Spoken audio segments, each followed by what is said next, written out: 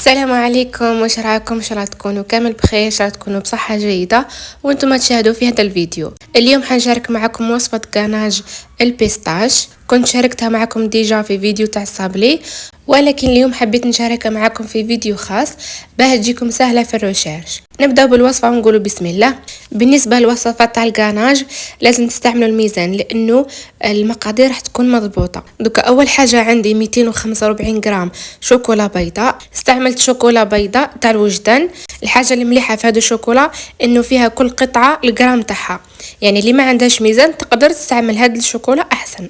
اقسموها لمربعات صغار وحطوها في حمام مائي باه تذوب لكم في ساعه. ومن جهه اخرى نجيب كسرونه نحط فيها 80 غرام كريم فريش، لازم تكون فيها 35% من المواد الدسمه، والكريم فريش اكيد لازم تكون خاصه بالحلويات.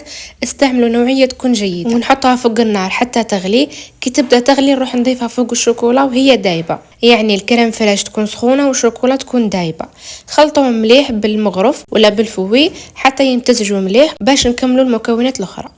وهنا راح نستعمل هذه الكريمه تاع حشو الفستق او كريمه البيستاش من لا مارك غوستو.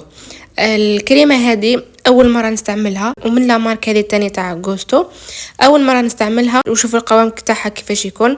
هذا ثاني استعمال ولا ثالث استعمال لها. وصراحه هذه الكريمه تجي خفيفه وماهيش حلوه ياسر وزيد بنينه. شوفوا راح نستعمل 55 غرام، يعني تقريبا ملعقه كبيره ونص تاع هذه الكريمه. وضفت عليها شويه من معطر ومنكه البيستاش، تقدروا تستغنوا عليه ماهوش ضروري، انا درته برك باش يزيد لي في اللون تاع البيستاش. خلطوها مليح ومن بعد غطوها بالبابي فيلم، لازم يكون اون كونتاكت، لازم يلامس هذيك الكريمه باش ما يدخلش فيها الهواء. وحطوها اذا كنتوا في الصيف حطوها في المجمد حتى تجمد وتحكم روحها، اما اذا كنتوا في الشتاء وقت البرد خلوها برا دوك وحدها تجمد. ومن بعد كي تجمد كيما هكا ابداو خلطوا فيها بالمغرف بالطريقه اللي راني ندير فيها انا. يعني لو كنت تخلطوها بالباتور راح يتكسر وما راحش اصلا تتخلط معك، لانه القوام تاعها يكون يابس حاكم روحها. حتى اذا خدمتوها في الصيف كيف راح تكون حاكمه روحها مليح. يعني خلطوا بالمغرف بشوي، انا راكم تشوفوا المغرف قريب تعوجت، يعني حكمه روحها هذه الكريمه.